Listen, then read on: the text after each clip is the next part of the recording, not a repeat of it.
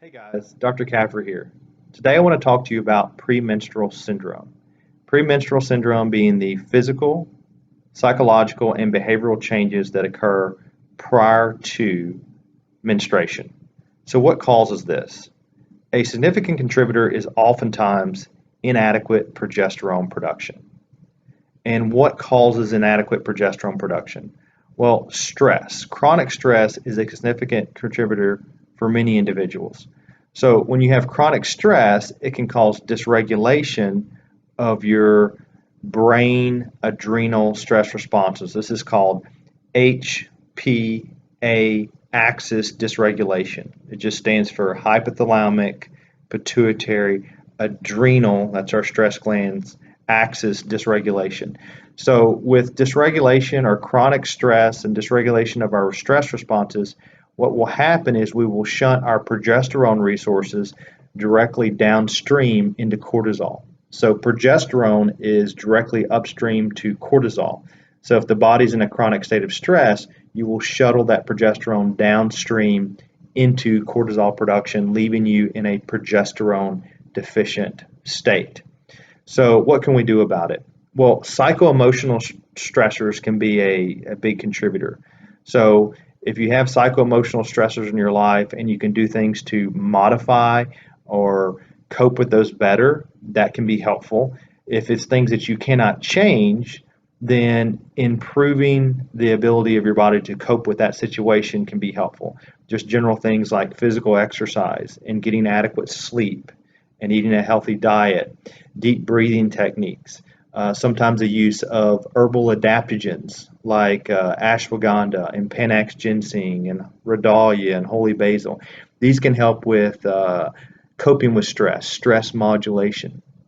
Sometimes there can be physical causes for abnormal cortisol stress type responses.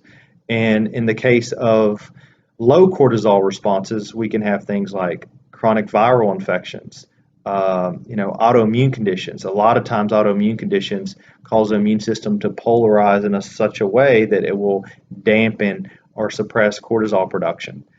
Sometimes an individual is not eating enough carbohydrates, and that can lower cortisol production.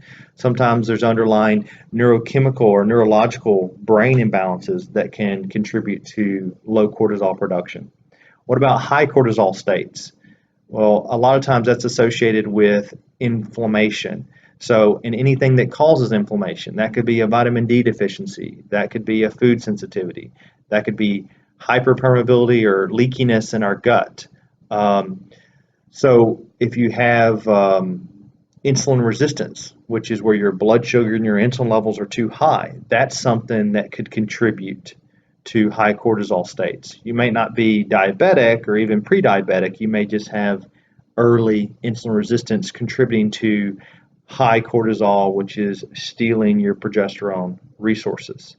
High cortisol states can be caused by neurological and neurochemical imbalances as well. So in summary, if you have premenstrual syndrome, it's important to recognize that a lot of times low progesterone is a contributor to this, and that abnormal stress responses, higher low cortisol states, can contribute to inadequate progesterone production. There can be psycho-emotional stressors that can be a contributor, and we can try to cope with those situations better, or we can try to improve our body's ability to handle those stressors. Or sometimes there's physical causes that can distort our cortisol, causing high or low production, and identifying and addressing those root causes would be the treatment of choice in that situation.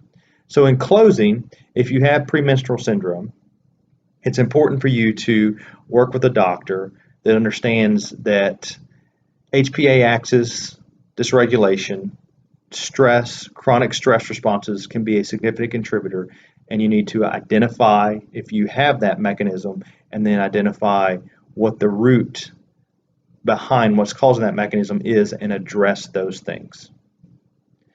All right, guys, that's all I have for today. Thank you so much for listening.